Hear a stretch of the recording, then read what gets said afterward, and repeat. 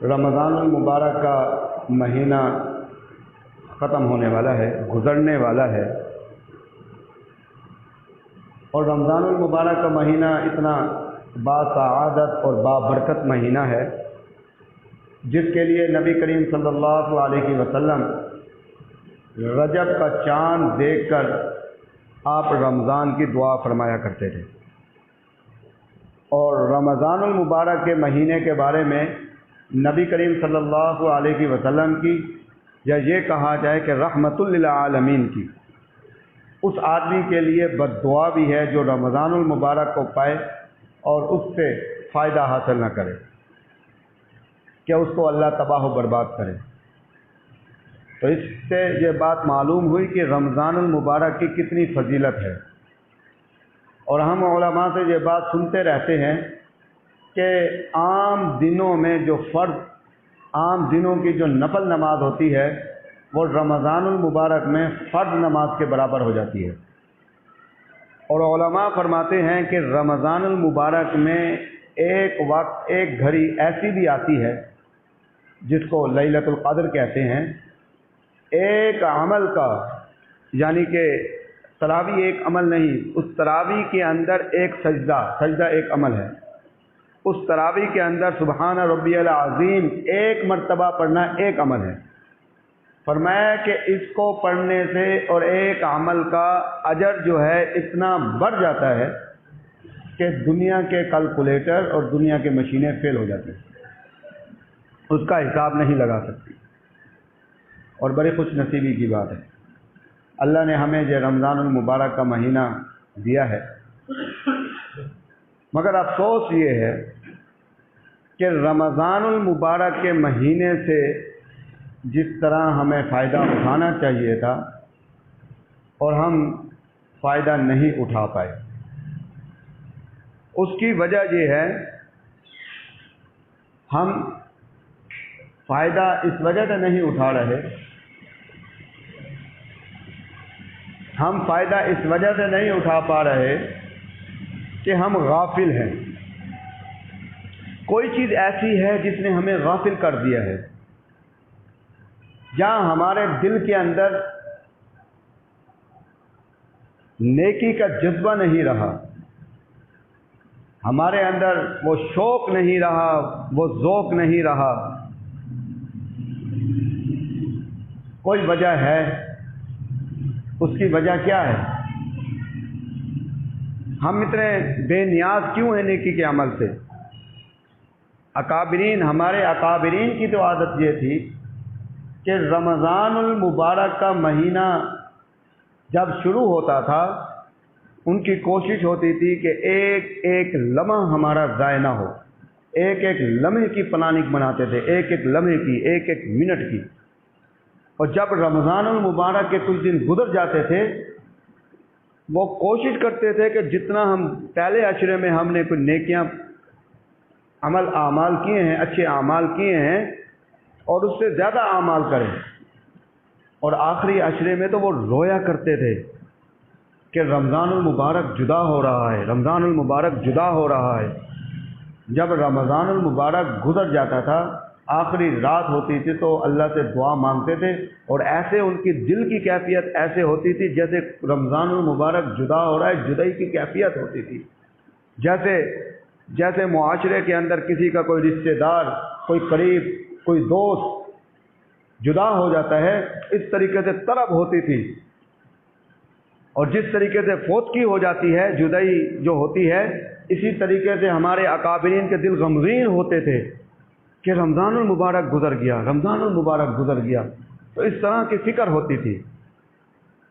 مگر آج ہمارے دل بے نیاز ہو چکے ہیں، ہمارے دلوں میں رغبت نہیں ہے۔ ہم رمضان المبارک کی فضائل تو سنتے ہیں، اور سننے کے لیے بھی ہمارے پاس ہمت نہیں ہے، حوصلہ نہیں ہے، ہمارے پاس وقت نہیں ہے۔ یہی وجہ ہے کہ ہم دیکھ رہے ہیں معاشرے کے اندر ایک آدمی کی زندگی گزر رہی ہے، دین کو وقت نہیں دے رہا، مگر ایک وقت ایسا آتا ہے کہ اس کا اعلان ہو رہا ہوتا ہے کہ وہ اس دنیا سے رخصت ہو گیا ہے۔ اگر اسی طریقے سے، اور یہ تعداد، یہ اوسط بڑھتی جا رہی ہے، یہ فیصد بڑھتی جا رہی ہے، اگر اسی طریقے سے ہمارا بھی حال رہا تو ایک دن ہمارا بھی اعلان ہوگا اور ہمارا نامہ اعمال خالی ہوگا۔ اس سے پہلے کہ وہ وقت پہنچے ہمیں اس پر فکر کرنی چاہیے۔ یہ عادت بنانے سے ہوتی ہے۔ ہمارے الحمدللہ مدرسے میں جو درس قرآن چلتا ہے، ہمارے مدرسے میں بھی چلتا ہے، رمضان المبارک میں دوسری جگہوں پر بھی چلتا ہے، تو تقریباً وہاں پہ جو آدمی آتے ہیں انہوں نے اپنی عادت بنی ہوئی ہوتی ہے، دور دور سے آتے ہیں، 2 بجے تک، رات 2 بجے تک درس قرآن میں شرکت کرتے ہیں۔ اور میں جب وہاں اپنے والد صاحب کے ساتھ بیٹھتا ہوں درس قرآن کے لیے، تو میں ان لوگوں کو رشک کی نگاہ سے دیکھتا ہوں، اور میں دل میں یہ سوچتا ہوں کہ ہمارا کوئی کمال نہیں ہے، میں تو گھر کا آدمی ہوں، گھر سے نکلا اور مدرسے میں جا کر بیٹھ گیا۔ ان لوگوں پر رشک کرتا ہوں، ان نوجوانوں پر رشک کرتا ہوں جو دور دور سے آتے ہیں۔ یہ قبولیت کی علامت ہے، قبولیت کی علامت ہے۔ اور بعض دفعہ جب حضرت والد صاحب نے درس قرآن شروع کیا تھا تو بہت سارے لوگ تھے جو درس قرآن کے ساتھ جڑے، تو بہت سارے لوگ ان میں سے تقریباً صبح کے وقت 30 یا 35 آدمی درس قرآن کے لیے آتے تھے۔ روزانہ صبح کی نماز کے بعد درس قرآن ہوتا ہے، تو بہت سارے جو لوگ بڑے تھے، بڑی عمر کے تھے، وہ فوت ہو گئے۔ اچانک فوتکیاں ہونے شروع ہو گئیں، اور بہت سارے لوگ اس محلے سے چلے گئے۔ میرے دل میں خیال پیدا ہوا کہ حالات ایسے لگتے ہیں کہ اب یہ درس قرآن چلنے والا نہیں ہے، اب یہ درس قرآن چلنے والا نہیں ہے۔ کیوں؟ اس وجہ سے جو ذوق رکھتے تھے، جو شوق رکھتے تھے بزرگ، وہ تو چلے گئے ہیں، اور جو لوگ سننے والے تھے کچھ جو ہے یہ علاقہ چھوڑ کر چلے گئے ہیں۔ مگر اللہ کی ذات بڑی بے نیاز ہے، ایسے محسوس ہوتا ہے کہ اللہ دکھا رہا ہے ان محلے والوں کو کہ میرا دین کسی کا محتاج نہیں ہے۔ آج بھی تعداد وہی ہے، درس قرآن میں تعداد وہی ہے۔ تو میں اس وجہ سے میرے دل میں خیال پیدا ہوتا ہے، ہم گھر کے آدمی ہو کر، کہیں ایسا تو نہیں ہم محلے والے ہو کر اس درس قرآن سے محروم ہیں، ہماری کوئی بات پر اللہ کی ناراضگی ہے، اللہ دور سے لوگوں کو لا رہے ہیں درس قرآن سننے کے لیے۔ اللہ کی ذات بڑی بے نیاز ہے۔ تو اس کی وجہ کیا ہے؟ ہم محلے میں ہوتے ہوئے درس قرآن کا ایک سلسلہ ہے، ہم اس سے محروم ہیں۔ تو اس کی ایک وجہ یہ ہے کہ ہم، علماء فرماتے ہیں کہ انسان کو، جو مسلمان کو 6 چیزیں ایسی ہیں جو انسان کو غافل کر دیتی ہیں۔ یہ علماء کا نچوڑ ہے اور بڑے توجہ کے ساتھ سننے کی باتیں ہیں۔ اگر ہم احتساب کرنا چاہتے ہیں اپنا کہ کیا وجہ ہے کہ ہم دین سے دور ہیں، تھوڑا وقت ہم دین کے لیے نہیں دے سکتے، اگر ہم تھوڑی دیر مسجد میں بیٹھتے ہیں تو ہمیں بے چینی شروع ہو جاتی ہے، اگر تقریر تھوڑی 5 منٹ زیادہ ہو جائے تو ہم گھڑی کی طرف دیکھتے ہیں، جب ہم محفل کے اندر بیٹھتے ہیں تو ایسے غیر توجہ کے ساتھ بیٹھتے ہیں، دین کی بات نہیں سنتے، ہماری توجہ نہیں ہوتی۔ تو یہ کیا مسئلہ ہے؟ اور بعض اوقات تو آپ دیکھتے ہیں کہ حالانکہ دین کی بات چل رہی ہوتی ہے، کچھ لوگ آتے ہیں، حالانکہ سنتوں کے لیے وقت دیا جاتا ہے، مگر آ کر پہلے سنت پڑھتے ہیں۔ حالانکہ جمعے کا جو خطبہ ہوتا ہے اس میں بھی سنتے پڑھ رہے ہوتے ہیں، حالانکہ وہ واجب ہے سننا، اگرچہ تقریر سننا واجب نہیں ہے، مگر تقریر بھی سننی چاہیے جو اردو میں خطبہ ہوتا ہے، کیونکہ وقت دیا جاتا ہے سنتوں کے لیے، مگر اس کے باوجود چلو نہیں سنتے۔ دیکھیں اللہ کی بے نیازی، وہ پہلے انہوں نے اردو خطبے پہ بے نیازی دکھائی. اللہ کہتا ہے کہ تو بے نیاز ہے تو میں بھی بے نیاز ہوں، تجھے عربی خطبے سے بھی محروم کرتا ہوں. ان لوگوں کی عادت بن جاتی ہے اور وہ عربی خطبے میں کھڑے ہو کے نماز پڑھ رہے ہوتے ہیں. تو یہ اللہ کی بے نیازی ہے. تو علماء فرماتے ہیں کہ 6 باتیں ایسی ہیں کہ انسان کو دنیا کے اندر ایک مسلمان کو اس کی فکر ہونی چاہیے، اور ان 6 باتوں کا ذکر قرآن مجید میں ہوا ہے. پہلی بات جو مسلمان کو جو چیز غافل کر دیتی ہے، جس کا ذکر قرآن مجید میں ہے، وہ ہے یا ایھا الذین آمنوا لا تلھکم اموالکم ولا اولادکم عن ذکر اللہ. یہاں ذکر کا لفظ آیا ہے. اللہ فرماتے ہیں کہ اے ایمان والو، کہیں ایسا نہ ہو تمہارا مال اور تمہاری اولاد تمہیں اللہ کی یاد سے، اللہ کی ذکر سے غافل نہ کر دے. تو آدمی کو اپنا احتساب کرنا چاہیے، جو میں دین کے ساتھ نہیں جڑ رہا، کہیں ایسا تو نہیں میری اولاد نے اور میرے مال نے مجھے دین سے غافل کر دیا ہے. اگر میں نماز کے لیے مسجد میں نہیں آ رہا، اگر میں نماز نہیں پڑھ رہا، اگر میں حرام کما رہا ہوں، کہیں ایسا تو نہیں کہ میں نے اپنی اولاد کی وجہ سے اللہ کی یاد سے غافل ہو گیا ہوں، اللہ کے خوف سے، اللہ کے تقوی سے غافل ہو گیا ہوں.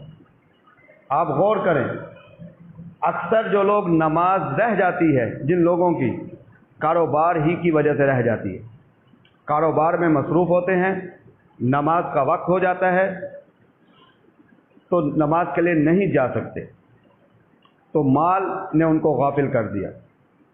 اسی طریقے سے اولاد کی آسائش کے لیے کماتے ہیں، حرام اور حلال کا امتیاز نہیں کرتے، تو اولاد کی وجہ سے غافل ہو گئے. پہلی بات یہ ہے.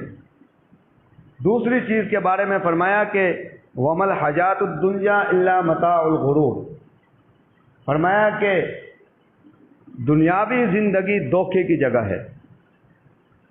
کس طرح دھوکے کی جگہ ہے؟ فرمایا کہ اسی طریقے سے دھوکا ہے جس طریقے سے ایک صحرا کے اندر آدمی جا رہا ہوتا ہے، صحرا کے اندر، تو اس کو پیاس لگتی ہے دھوپ کے وقت، ایسے دور سے ایسے نظر آتا ہے کہ آگے جا کر پانی ہے، کیونکہ ریت کے ذرات ہوتے ہیں، ریتیلا علاقہ ہوتا ہے، تو جب دھوپ پڑتی ہے تو وہ دور سے پانی نظر آتا ہے.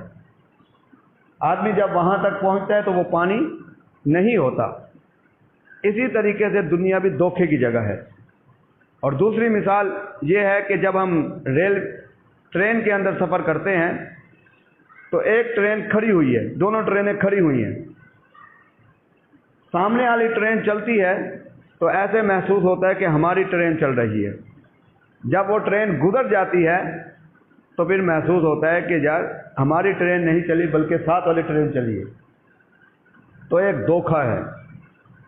دنیا کے بارے میں یہ بات آتی ہے حدیث کے اندر، یہ اتنی بڑی جادوگرنی ہے کہ ہاروت و ماروت جو فرشتے دو فرشتے جادو لائے تھے لوگوں کو بتلانے کے لیے، جادو و معجزے میں فرق بتلانے کے لیے، اور وہ جادو جو بتلاتے تھے ایک جادو یہ ہے، تو لوگ ان سے جادو سیکھ کر میاں بیوی کے درمیان فرق ڈال دیتے تھے. فرمایا کہ اس جادو سے دنیا زیادہ بڑی جادوگرنی ہے کہ ہر چیز کا بدل موجود ہے. میاں جو ہے وہ بیوی کو چھوڑ دیتا ہے، اس کو اور بیوی مل سکتی ہے. بیوی اگر میاں سے جدا ہو جاتی ہے، طلاق لے لیتی ہے، اس کو اور خامد مل سکتا ہے. دنیا اتنی بڑی جادوگرنی ہے، یہ اللہ اور اس کی مخلوق کے درمیان، اس کے بندے کے درمیان جدائی ڈال دیتی ہے، اور اللہ کا بدل نہیں ہے. تو دوسری چیز دنیا ہے، آدمی دھوکے میں پڑا ہوا ہے. یہی وجہ ہے کہ آج ہم اگر کسی کو کہتے ہیں کہ بھائی سنت رسول اپنے چہرے پر سجا لو، وہ یہ کہتا ہے کہ میں حج پر جاؤں گا تو پھر واپس آؤں گا تو پھر میں سنت رسول سے جاؤں گا. اگر اس کو کوئی بات کہی جاتی ہے تو وہ کہتا ہے کہ ابھی میری عمر ہی کیا ہے. مگر یہ دھوکہ ہے. اور جو لوگ یہ سوچتے ہیں تو وہ ہم نے دیکھے ہیں، دنیا نے ان کو اس قدر دھوکہ دیا ہے کہ ان کو سنت رسول سے جانے کی ان کو موقع بھی نہیں ملا۔ جب ان کی موت واقع ہوئی ہے تو وہ سنت رسول سے محروم تھے۔ دنیا نے ان کو اس قدر دھوکہ دیا۔ اور کچھ لوگ جو ہیں وہ یہ کہتے ہیں کہ ہم فلاں، ابھی تو ہم چھوٹے ہیں، جوان ہیں، بڑی عمر پڑی ہے، میرا دادا تو 80 سال کی عمر میں فوت ہوا تھا، میرا باپ تو جناب جی 75 سال کی عمر میں فوت ہوا تھا، تو میری تو عمر جو ہے ابھی 25 سال ہے، ابھی مجھے نماز پڑھنے کی کیا ضرورت ہے؟ تو دیکھا ہے کہ وہی نوجوان جو یہ کہتا تھا کہ میری بڑی عمر پڑی ہے، اس کو دنیا نے کیا دھوکہ دیا؟ اس کے موت کا وقت آ گیا۔ وہ جو باپ موجود تھا، دادا موجود تھا، اس نے اس کا جنازہ پڑھا، حالانکہ اس نے دادے کا جنازہ پڑھنا تھا، مگر دادے نے اپنے پوتے کا جنازہ پڑھا۔ اس نے دنیا نے اس کو اس طرح دھوکہ دیا۔ تیسری چیز جو انسان کا دشمن ہے، اس کا خیال رکھنا چاہیے، وہ شیطان ہے۔ قرآن مجید میں ہے کہ ان الشیطان لکم عدو فاتخذوہ عدوا۔ اللہ فرماتے ہیں کہ یقیناً شیطان تمہارا دشمن ہے، اور فاتخذوہ عدوا، تم بھی اس کو دشمن ہی بنا کے رکھو، اس کو اپنا کبھی خیر خواہ مت سمجھنا۔ شیطان کیا کرتا ہے؟ شیطان کی کوشش ہے کہ یہ مسلمان، یہ انسان جس طریقے سے میں نے جہنم میں جانا ہے تو یہ بھی جہنم میں جائے۔ علماء نے لکھا ہے کہ شیطان کے 3 حربے ہیں، 3 حربے ہیں شیطان کے۔ فرمایا کہ پہلا حربہ شیطان کا یہ ہے کہ وہ نیک عمل کا جب کوئی بندہ، کوئی مسلمان ارادہ کرتا ہے تو شیطان مؤخر کرتا ہے، تاخیر کرتا ہے۔ کبھی شیطان نہیں کہتا، کبھی ہمارے دل میں یہ خیال نہیں پیدا ہوتا کہ ہم نماز نہیں پڑھتے، بلکہ ہمارے دل میں کیا خیال پیدا ہوتا ہے؟ کل سے شروع کر لینا۔ قرآن پڑھنے کا ہم ارادہ کرتے ہیں، کل سے شروع کر لینا۔ کوئی بھی نیک کام کرنے کا ہم ارادہ کرتے ہیں تو ہمارے دل میں فوری وسوسہ آتا ہے کہ کل سے شروع کر لینا۔ کتنے کام ہمارے تجربے میں گزرے ہیں جن کو ہم نے کل پر چھوڑا ہے، وہ آج تک نہیں ہو سکے۔ اسی وجہ سے کہا گیا کہ کل پر چھوڑنے والے ہمیشہ ہلاک ہوتے ہیں۔ اور دوسرا حربہ یہ ہے کہ شیطان، اگر کوئی آدمی نیک کام کرنے کی ارادہ کرتا ہے تو شیطان وسوسہ ڈال دیتا ہے، کوشش کرتا ہے، وسوسہ وہم میں ڈال دیتا ہے، وہم میں ڈال دیتا ہے، وہم میں ڈال دیتا ہے۔ مسجد کے بارے میں چندہ دینا ہے، باہر لاکھوں روپے لٹا دیتا ہے آدمی۔ مسجد کے لیے 10 روپے کا چندہ دینا ہو، اس کے لیے اتنی تحقیق ہوتی ہے کہ شیطان وسوسے میں ڈال دیتا ہے، کہیں متولی نہ کھا جائے، امام نہ کھا جائے، یہ نہ کھا جائے، وہ نہ کھا جائے۔ 10 روپے کے پیچھے تحقیق ہوتی ہے، 10 روپے کے پیچھے، حالانکہ ہم اپنے آپ کو خود پھنساتے ہیں۔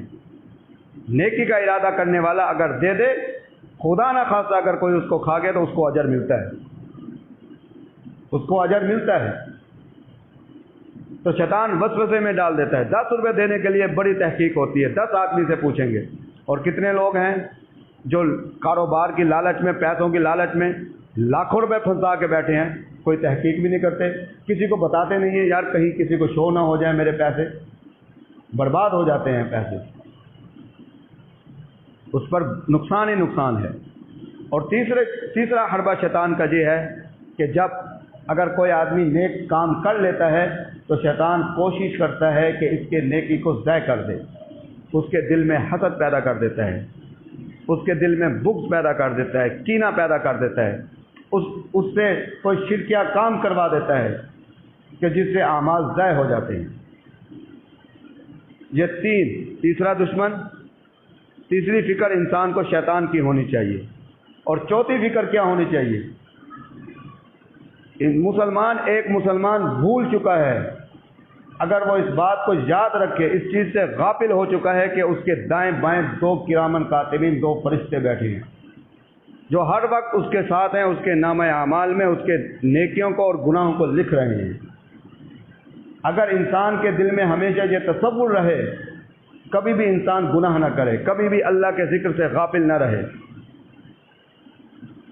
اور اس کے بارے میں آتا ہے قرآن مجید میں ہے وَإِنَّ عَلَيْكُمْ لَحَافِظِينَ كِرَامًا كَاتِبِينَ يَعْلَمُونَ مَا تَفْعَلُونَ۔ اللہ فرماتے ہیں کہ تمہارے لیے نگران فرشتے مقرر ہیں، جو کچھ تم کرتے ہو وہ لکھتے ہیں اور تمہیں دیکھ جانتے ہیں۔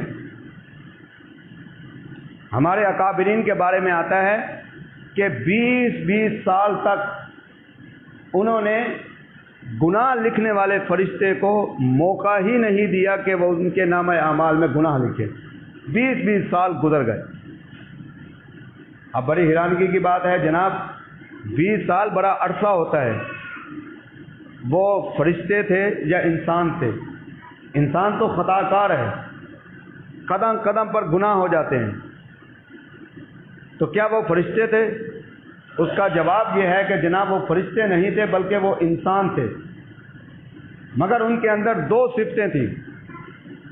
وہ 2 صفتوں کی وجہ سے برائی لکھنے والے فرشتے کو اپنے نامہ اعمال میں گناہ لکھنے کا موقع ہی نہیں دیتے تھے۔ وہ 2 صفتیں کیا تھیں؟ ایک صفت یہ تھی کہ وہ گناہ کرتے ہی نہیں تھے۔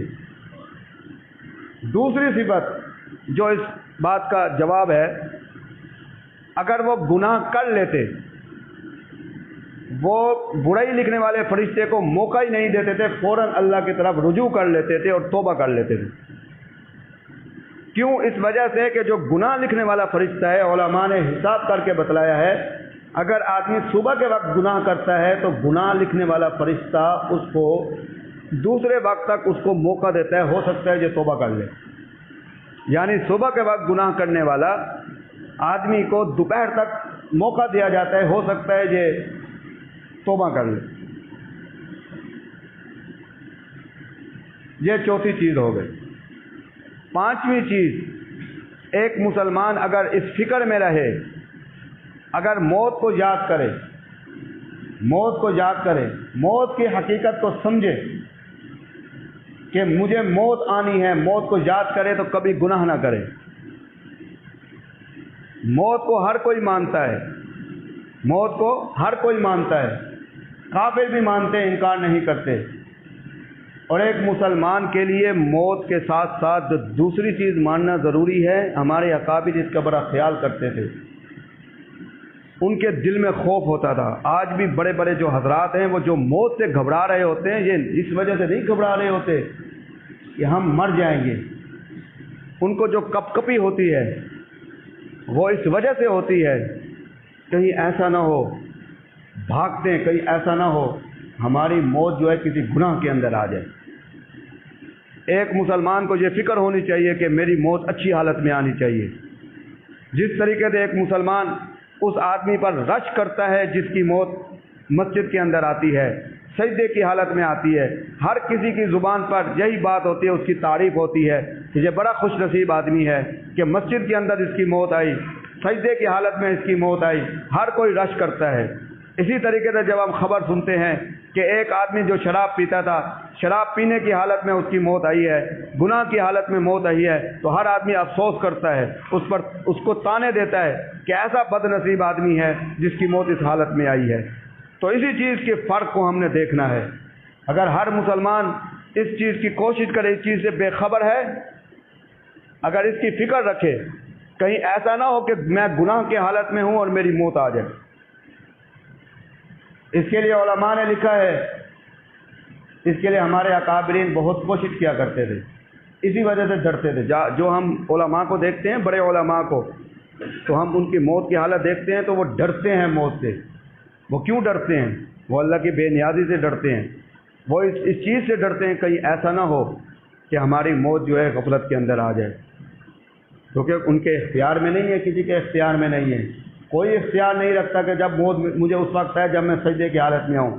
کوئی اختیار نہیں رکھتا جو فرشتوں کو روک لے، رک جاؤ بھائی، میں پہلے مسجد جاؤں گا، مسجد جا کے میں پھر نماز پڑھوں گا، نماز کی حالت میں جب سجدے میں جاؤں پھر میری روح قبض کرنا۔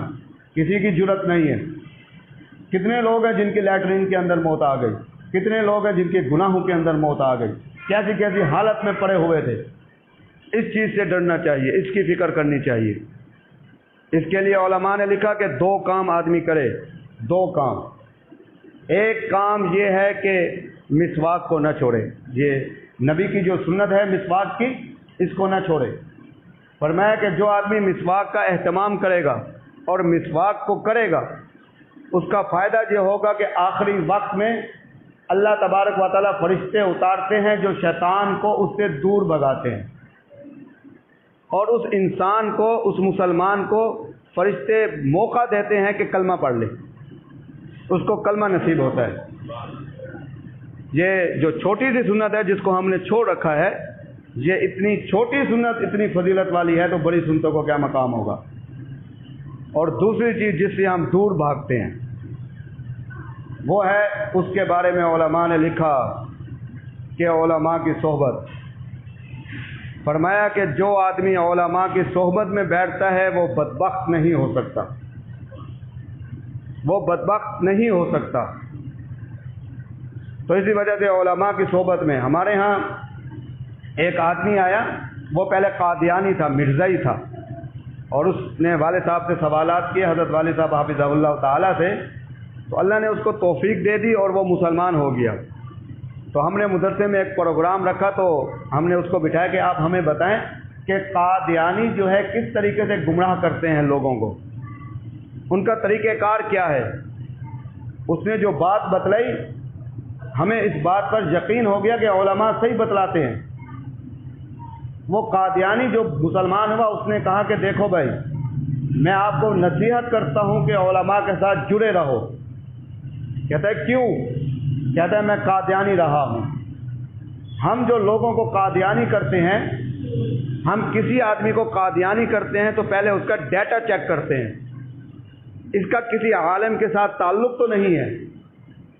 فرمایا کہ جس کا کسی عالم کے ساتھ، علماء کے ساتھ اٹھنا بیٹھنا ہوتا ہے، ہمیں پیچھے سے حکم ہے کہ اپنا وقت ضائع نہ کرو، کیونکہ یہ آدمی بچ جائے گا، یہ تمہارے نہیں آئے گا۔ ہم پھر وہ آدمی ڈھونڈتے ہیں جس کا علماء کے ساتھ رابطہ نہیں ہوتا، یا ہم یہ کرتے ہیں کہ کوشش کرتے ہیں کہ اس کا رابطہ علماء سے توڑ دیں۔ جب علماء سے اس کا راستہ ٹوٹ جاتا ہے، رابطہ ٹوٹ جاتا ہے، پھر ہم اس کو گمراہ کرتے ہیں۔ اگر نہیں ٹوٹتا ہم اس پر وقت ضائع نہیں کرتے۔ ہمیں پیچھے سے حکم ہے، جماعت کی طرف سے حکم ہوتا تھا، کسی ایسے آدمی پر محنت نہ کرو، وقت ضائع نہ کرو جو علماء کے ساتھ جڑا ہوا ہو۔ تو یہ بات واضح ہو گئی، تو میں بڑا حیران ہوئے ہم یہ بات سن کر اس کی۔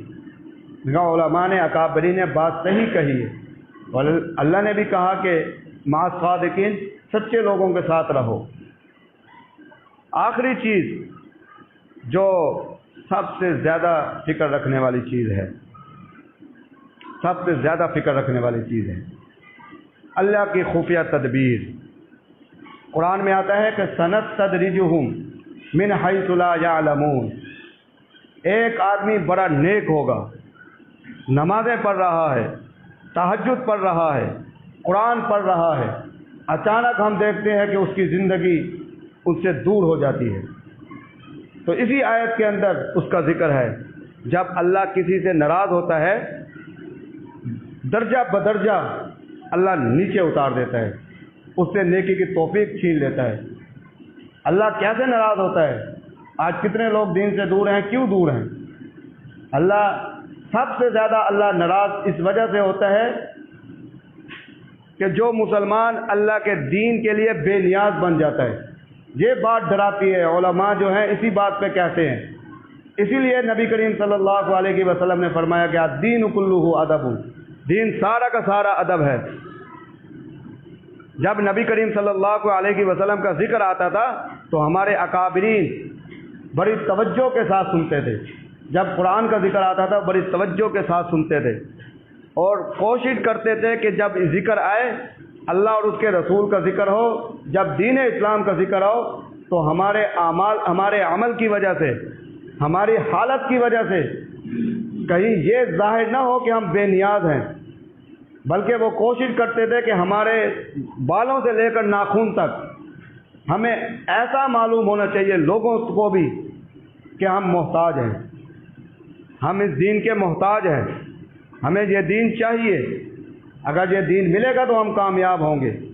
سنستدرجہم من حیث لا یعلمون۔